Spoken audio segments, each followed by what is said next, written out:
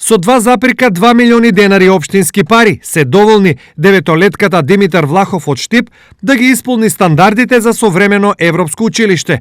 Реконструкцијата и набавка на современ наставен материјал е повеќе од потврда за градоначалникот Благој Бочварски, извршувајќи увид во училиштето. Целосно поставување на нова фасада со акрилна боја и реновирање на сите 16 тоалети во основното училиште Димитар Влахов со нови санитарии. Останатите опреми кои што се набавени се електронски смарт табли, помагала за подобра настава, за праксата на учениците и се она што е останато потребно за ова основно училиште. Можам да бидам задоволен заради тоа што се гледа дека вакви инвестиции како што има во овие 2 години во основните училишта немало со децении.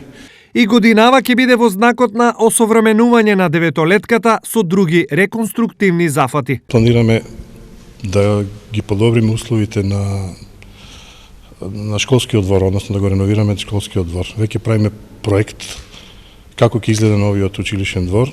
Друга работа е ќе го смениме кровот на салата, спортската сала, бидејќи ние дотреан, и подот ќе го замениме со нов под. За подобрување на квалитетот на основното образование, штипските локални власти годишно од касата одделуваат 20 милиони денари.